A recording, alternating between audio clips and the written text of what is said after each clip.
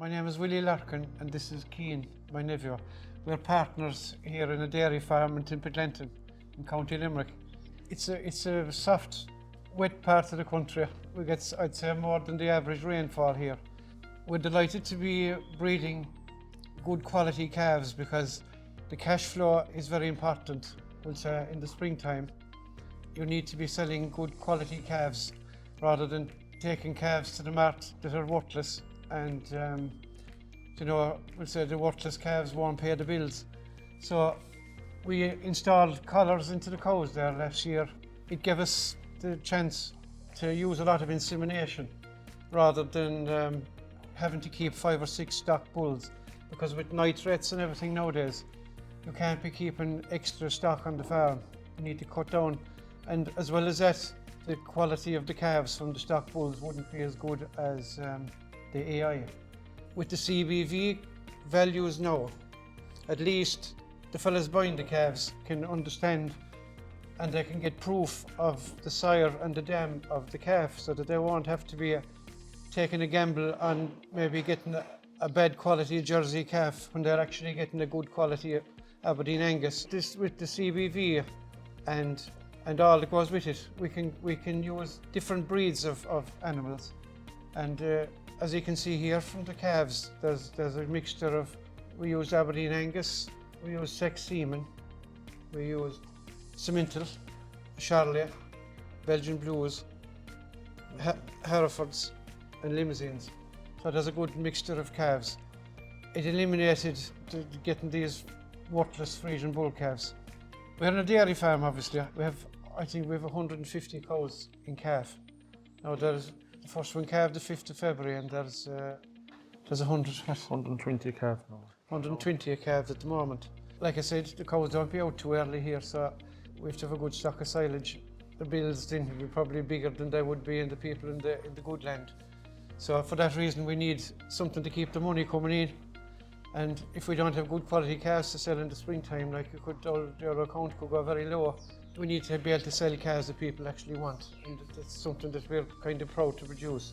What we want is get our few replacement heifers from sex semen off of the good cows from the milk record, and then use beef bulls on everything else, on all the rest of the cows. Now, as you can see there, we used the share of Charolais and things, but like most of them calved away themselves, no bother.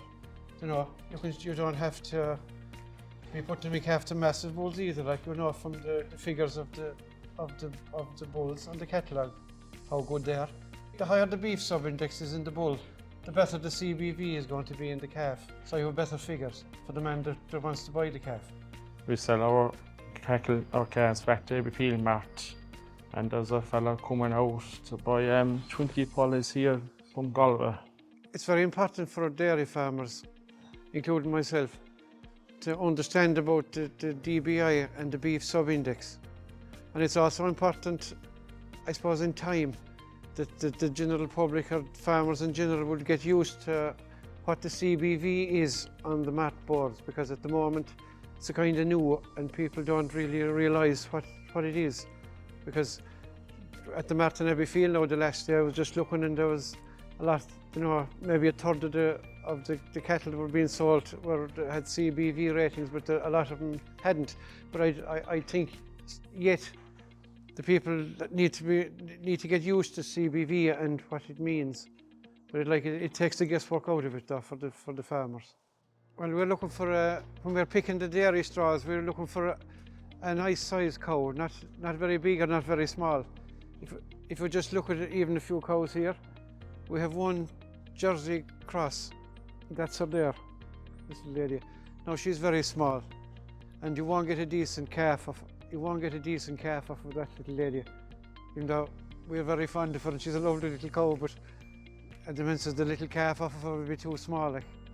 But if we just pick this cow in, she's a short-horn cross, this lady, and as you can see, she's a fine big square cow. And we put those cows in calf to the Simmental because we wanted to get a nice quality calf that the suckler man might want. So we put all those red short-horn cows and calf to a good cemental bull. And lucky enough we got heifer calves from them. This neck of the woods we have a lot of hilly land, and you don't want a very massive cow, but you still need a cow that's going to produce good milk and a nice lump of milk with good fat and protein.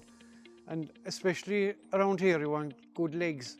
You know, they need good legs and feet, because we have a very kind of a long farm, and the cows do a nice bit of walking, like, so you don't want a big monster of a cow that's going to be trying to be climbing hills, like, but you don't want a very small little cow either then.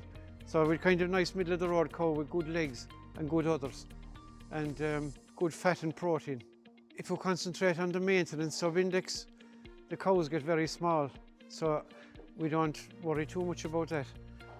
We'd be more inclined to look for the legs and feet, good legs and feet and good udders and good fat and protein percentages.